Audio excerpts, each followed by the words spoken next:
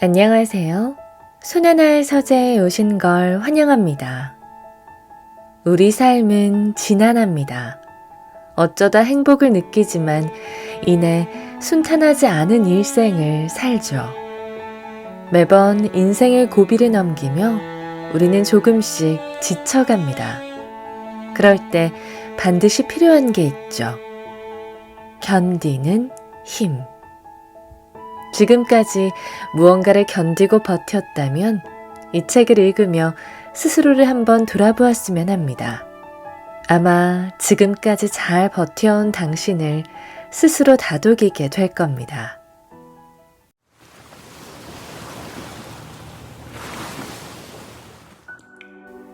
그게 뭐 그렇게 힘들다고. 한 예능 프로에서였다. 건강관리 차원으로 체력 단련을 받는 한 연예인이 죽을 힘을 다해 러닝머신 위를 뛰고 있었다. 혹독하기로 소문난 트레이너는 옆에서 더를 외치고 있었는데 기진맥진한 그 연예인이 뛴 시간은 5분이 채 안 되었다.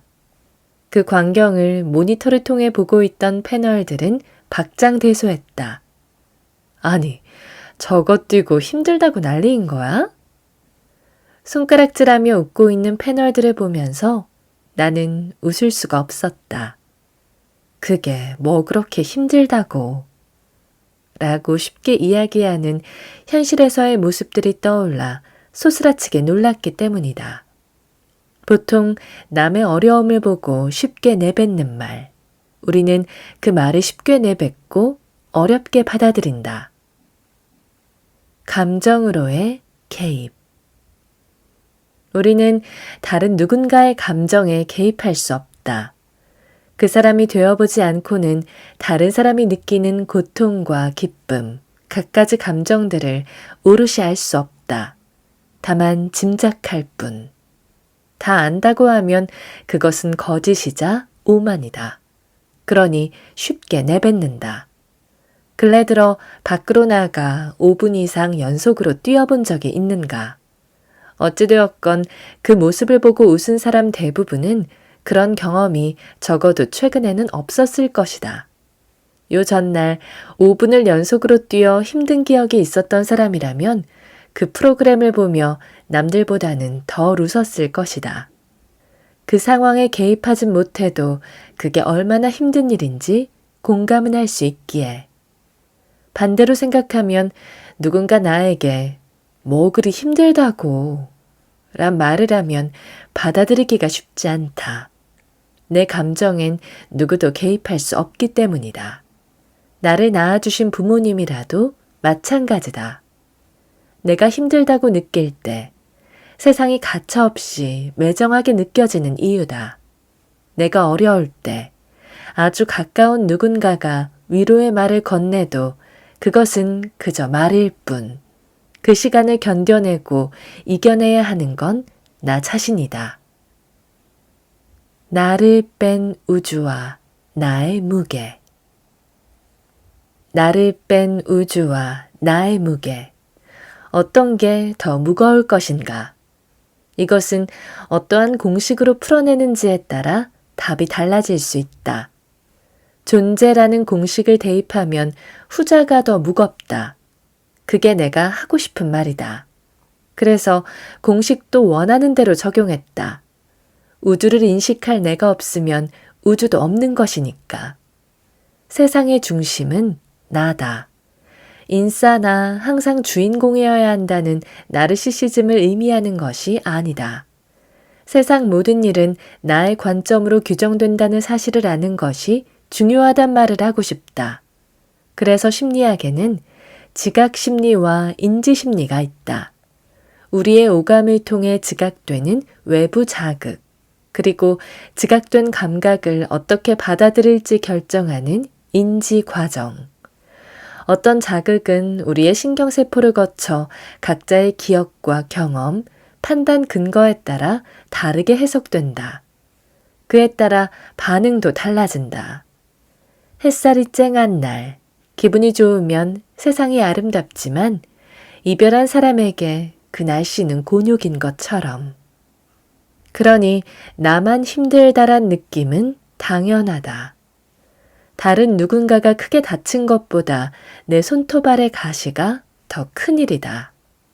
다른 사람의 인생은 큰 걱정 없어 보이지만 내 인생은 문제투성이다. 다들 잘 먹고 잘 사는데 나만 힘들어하고 있다는 느낌적인 느낌. 띄엄띄엄 맞이하는 다른 사람들의 인생은 재빨리 지나가니 그 안에 문제가 보일 리 없다. 나만 힘들다고 풀썩 주저앉을 필요 없다. 인생은 나만 힘든 게 맞다. 나만이 내 감정에 개입할 수 있으므로. 나는 나를 뺀 우주보다 더 무거운 존재이므로. 더불어 세상의 순리를 볼 때 다른 사람들은 기쁜 일을 함께 적극적으로 나누려 하지만 힘든 일엔 그보다 소극적이라는 걸 항상 상기해야 한다. 인생은 그래서 고독한 것이다. 시인 엘라 휠러 윌콕스의 고독은 야멸차게 이러한 진리를 설파한다. 웃어라. 온 세상이 너와 함께 웃을 것이다. 울어라. 너 혼자 울게 될 것이다. 기뻐하라. 사람들이 너를 찾으리라. 슬퍼하라. 그들은 너를 떠날 것이다. 축제를 열라. 그럼 너의 집은 사람들로 넘쳐나리라. 굶주리라. 세상이 너를 외면할 것이다. 고독은 모든 숨쉬는 존재들의 운명이자 숙명이다. 그리고 어쩌면 세상의 중심이 나라는 방증이다. 그렇게 다시 세상의 중심은 나다. 나여야 한다. 나만 힘든 이유와 그 무게를 받아들이면서 일과 일상의 거리두기. 왜 이리 아등바등 살았을까? 가끔 퇴임하신 분들을 사석에서 뵙는다. 지글지글 익어가는 고기와 자욱한 연기 속에서 술 한 잔을 기울이면 그분들은 역시나 왕년을 이야기한다. 나는 그 왕년의 이야기를 좋아한다. 내가 존경하던 그분들이 퇴임 후의 허무함과 의기소침함을 잊고 어린아이와 같이 신나 그 시절을 말하는 모습이 보기 좋기 때문이다. 더불어 그 이야기 속에서 나는 많은 것들을 배우고 깨닫는다. 듣고 또 들은 이야기라도 들을 때마다 매번 새로운 의미로 다가온다. 그런데 흥미로운 건 신나게 하던 이야기 끝에 다음과 같은 표현을 하는 분들이 많다는 것이다. 아, 그때를 생각하면 왜 그리 아등바등 살았는지 몰라. 지금 돌아보면 일이 전부가 아니었는데. 누구보다 강성이었고 오히려 열정이 지나쳐 후배들을 힘들게 했던 분들이었는데 그럴 때마다 난 그분들에게 당했던 것들을 떠올린다. 목이 타들어간다. 잔을 들어 불타는 목에 물을 끼얹으며 그 상황을 모면하고는 그럼에도 애써 웃음 지으며 고개를 끄덕이고 만다. 당황스럽지만 어쩐지 이해가 되어서 일밖에 모르던 그분들의 탄식이 현직에 있는 나에게 많은 울림을 주는 순간이다. 멀리 볼 줄 아는 여유, 잠시 내려놓을 줄 아는 용기. 일을 가진 누구나 불안을 가지고 있다. 직장인도 그렇고 육아를 하는 부모나 공부를 하는 학생도 그렇다. 직업이든 일이든 공부건 간에 무언가가 잘못될까봐 모두 아등바등한다. 자신이 하는 일이 어느 정도 스스로의 정체성을 규정하기 때문이다. 더군다나 오랜 시간 어느 분야에서 탑을 쌓은 사람들은 그것이 무너질까 노심초사한다. 지금의 나도 그렇다. 지금까지 해온 일들이 아무것도 아닌 게 될까봐 매일이 두렵고 불안하다. 그렇게 아등바등하다 보면 확실히 시야가 좁아지는 것을 느낀다. 말 그대로 근시안이 되는 것이다. 지금 눈앞의 일이 잘 안 풀리거나 제대로 마무리되지 않으면 세상이 무너질 것 같지만 시간이 지나고 보면 꼭 그렇지만도 않다. 항상 100점 맞던 학생이 80점을 맞고 만날 인정받던 직장인이 한번 대차게 상사에게 깨졌다고 해서 하늘이 무너지진 않는다. 그런데 근시안은 언제나 절망과 슬픔을 조명한다. 그것에 더 집중한다. 좀 더 멀리 보면 오히려 그러한 상황을 이겨내고 앞으로 나가려 신발끈을 여미고 있는 자신을 발견할 수 있는데도 말이다. 유럽에서 주재원을 할 때였다.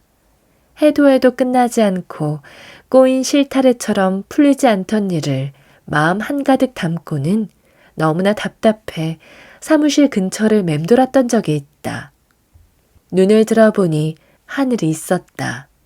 주위를 보니 꽃이 있었다. 물이 있었고 바람도 불었다. 근시안을 벗어나니 많은 것들이 보였다. 그리곤 무언가 알 수 없는 마음의 여유가 생겼다. 이렇게 푸념만 한다고 뭐가 좋아질까? 내가 가지지 않은 건 물리적 시간이 아니라 마음의 그것이었다. 여유가 생기니 용기가 생겼고 그 용기는 무겁게 들고 있던 근심을 그저 놓아버리게 했다. 아, 그런데도 큰일이 생기지 않는구나. 딴짓을 할 줄 아는 지혜.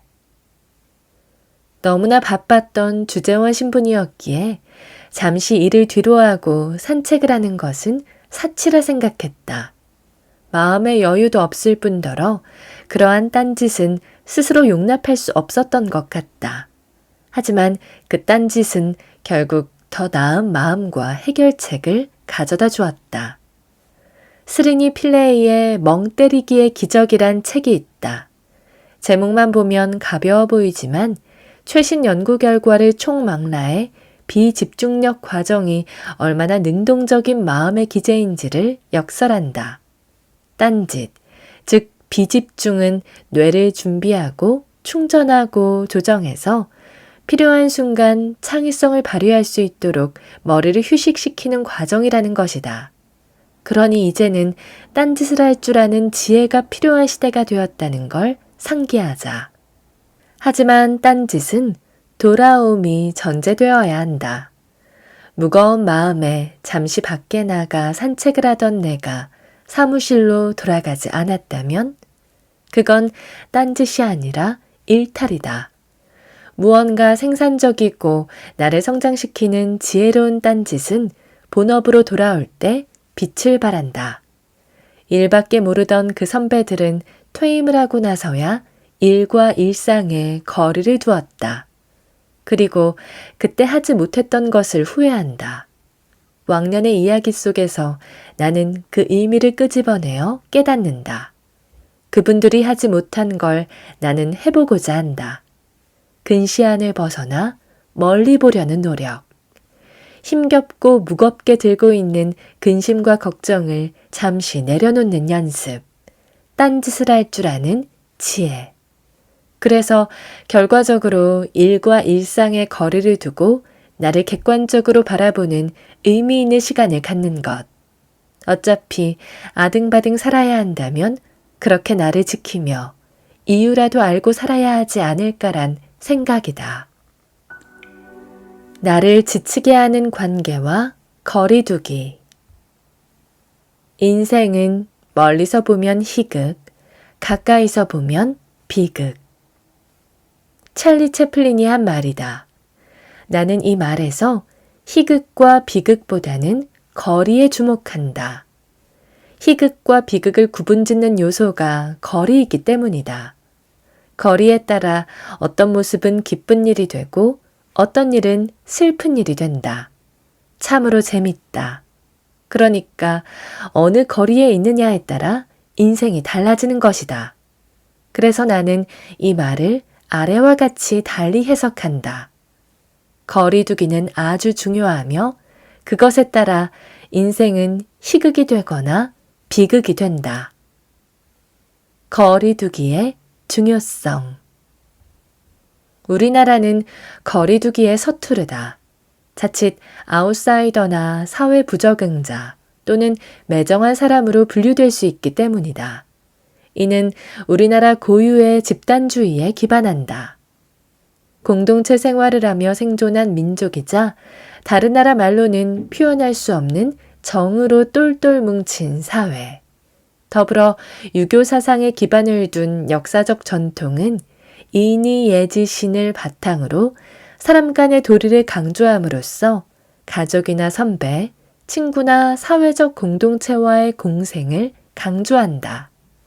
이러한 전통과 사상이 좋고 나쁨을 떠나 우리 사회를 유지하고 생존하도록 도움을 준 것은 사실이다.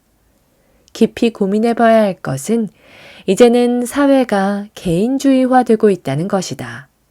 이러한 상황에서도 기존의 덕목들이 지속되고 강요될 수 있을까? 개인주의화는 우리가 서구 문명을 따라가는 것 이상의 의미를 갖는다. 즉, 개인주의는 인간 본연의 본성이다.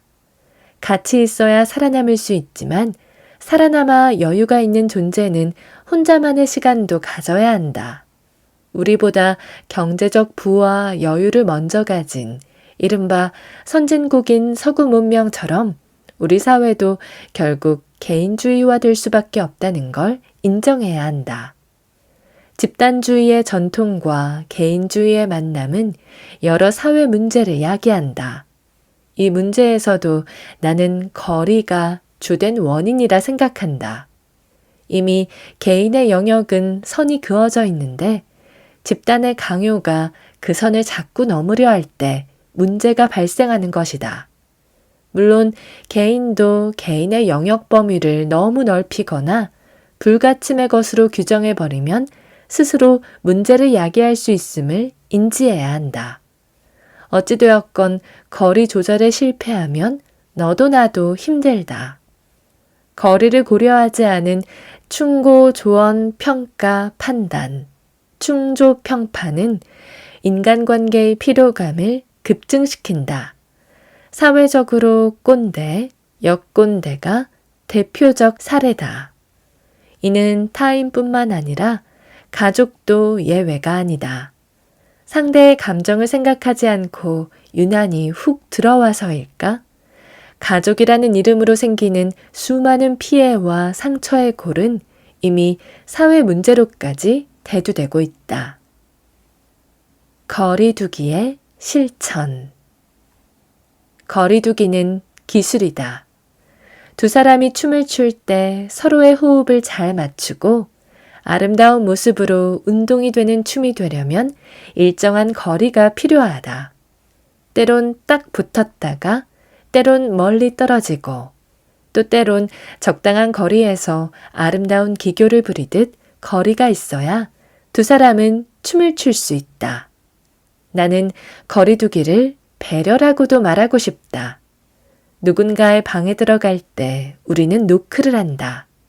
누군가의 마음에 들어가려면 그보다 더 큰 무언가를 해야 한다. 직장 내공에선 상대방을 내 맘대로 바꾸려 하는 시도에 다음과 같은 설명을 덧붙였다. 형법 319조에 따르면 주거 침입죄는 3년 이하의 징역 또는 500만 원 이하의 벌금에 처함이라고 되어 있다. 그렇다면 존재 침입죄는 어떨까? 다른 사람의 존재를 송두리째 바꿔놓으려 하는 생각 말이다. 그 형벌의 강도는 상상을 초월할지 모른다. 즉, 거리두기를 하지 않는 것은 배려를 하지 않는 행위이고 이것은 상대방의 존재에 침입하는 것과 다름없다. 마지막으로 거리두기는 아주 가까운 사이에도 필요한 것임을 인정해야 한다. 나는 우리 아이들에게 세상에서 가장 중요한 것은 자신이라고 강조한다. 엄마도 아빠도 가족도 아주 친한 친구도 아닌 너 자신이라고. 너 자신을 먼저 챙겨야 한다고 말한다.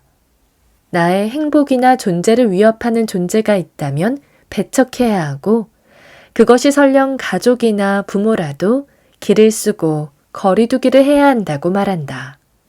거리두기는 이처럼 상대방이 나에게 행해야 하는 것임과 동시에 나도 상대방을 고려해야 하는 것이다. 아닌 것은 아니라고 말하고 지금의 내 감정을 솔직하게 표현해야 한다. 특히 사회생활에선 무조건 마음을 열어 모든 것을 보여주기보단 반만 보여주는 연습도 필요하다. 나는 마음을 다 열었는데 너는 그렇지 않았다고 상처받을 일을 굳이 만들 필요가 없는 것이다.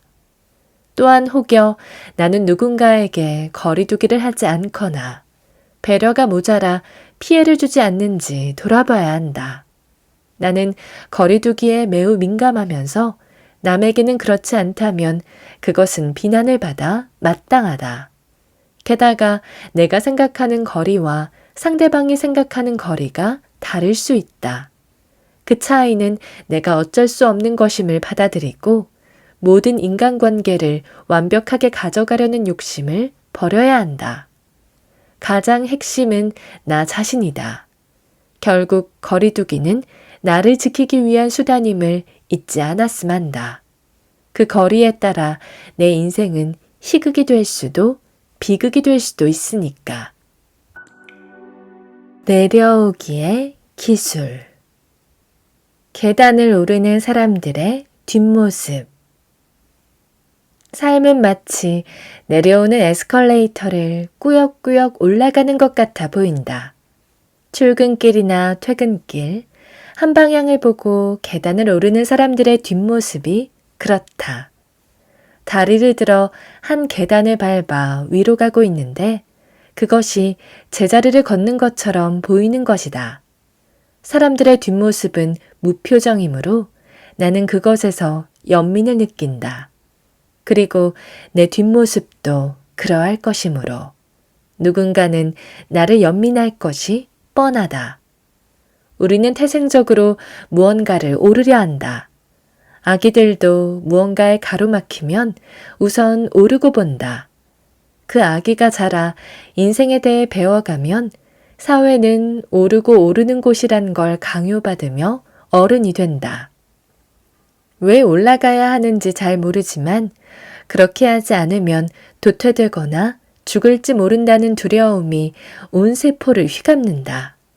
그래서 오르는 것은 상승을 의미하지만 때로 힘겨움을 뜻하기도 한다. 왜 오르는지 깨닫지 못하거나 굳이 오르지 않아도 되는 사람에게 그것은 고통 그 자체이기 때문에. 세상의 눈높이에 맞추기 위해 남들에게 착하게 보이기 위해 사는 것은 어쩌면 그렇게 힘겹게 높은 계단을 오르는 것과 같을지 모른다. 내려갈 때 즐거움. 반대로 내려간다는 것은 하강을 의미하여 사람들에게 긍정적으로 다가오진 않는다. 하지만 내려올 때의 즐거움은 모두가 안다. 본능적으로 오르는 것보다 내려가는 것이 쉽기 때문이다. 내려갈 때는 속도도 빠르다. 언덕을 꾸역꾸역 오르는 것과 가뿐하게 내려오는 것을 상상해보면 쉽게 이해될 것이다.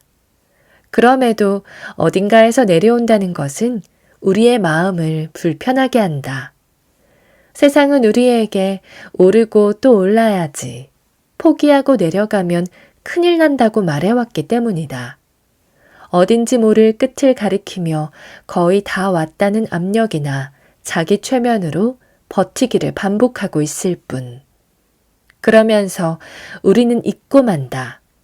내려오는 법을 알아야 쉴 수도 있고 다시 오를 수 있음을. 내려오기를 받아들이는 기술. 그렇게 위만 바라보다 살면 내려오는 것이 즐겁지 않다. 분명 내려와야 쉴 수 있고 다시 오를 수 있는데 잠시라도 뒷걸음질 친다는 것은 스스로 용납할 수 없는 일이다. 믿기 어려울지 모르겠지만 맘 편하게 내려올 줄 알아야 좀 더 나은 삶을 살 수 있다. 예를 들어 사람들은 사회적 지위나 명예 그리고 권력을 갈망한다. 그 맛을 보면 당초에 내려갈 엄두가 안 난다. 오르고 오르다 깃발을 잡아든 사람들은 아래를 볼 겨를이 없다. 좀 더 올라가면 다른 깃발이 있을 거란 기대로 숨이 가쁘고 몸은 만신창이가 되어도 그저 오른다. 마음은 말할 것도 없다. 영혼이 아파도 상관하지 않는다. 어떠한 순간 내가 누군지 알아? 라고 윽박지르는 사람들은 대부분 내려오기를 모르거나 받아들이지 못하는 경우다. 자신이 취한 그 지위에 갇혀 더 이상 올라갈 수 없을 때 그 울분을 이렇게 내뱉는다. 그러한 사람들은 다른 사람들을 낮추고 내려다보는 좋지 않은 습성을 가지고 있다. 누군가와의 갈등에서 우리는 우위를 점하려는 습성이 있다. 상대방보다 높은 곳을 지향하는 것이다. 그렇게 해서 상대를 압도하려 하지만 상대도 나보다 몸집을 키우거나 자신의 지위나 권력을 이용해 어떻게든 나를 찍어 누르려 한다. 그러면 나 또한 어떠한 수단이라도 쓰려 하고 그 상황에서 남는 것은 서로의 상처뿐이다. 상대보다 더 높이 가려는 마음을 버리고 때론 먼저 사과하거나 지는 것이 이기는 것이라는 마음으로 화해를 청하면 의외로 상황도 호전되고 내 마음도 편한 경우가 많다. 그렇게 때를 알고 받아들이는 것이 어쩌면 내려오기 기술의 핵심이 아닐까. 물론 목표를 가지고 오르는 것은 누군가에겐 맞는 일일 수 있다. 다만 영원히 오를 수는 없으므로 오르다 잠시 내려가야 할 때 불안해하거나 스스로를 괴롭히지 말자는 것이다. 지금까지 그렇게 충분히 나를 괴롭히고 불안해하며 살아왔으니까. 내려가야 할 때를 알고 받아들이는 사람은 좀 더 안전하다. 그때를 인정하지 않고 버티려는 사람은 발목을 접질리거나 굴러 떨어질 수도 있다는 걸 잊지 말아야 한다. 우리 삶도 그러하니까. 오늘 저와 함께한 시간 어떠셨나요? 편안한 시간이 되었길 바라며 또 들러주시길 기다리겠습니다. 그럼 잘 자요.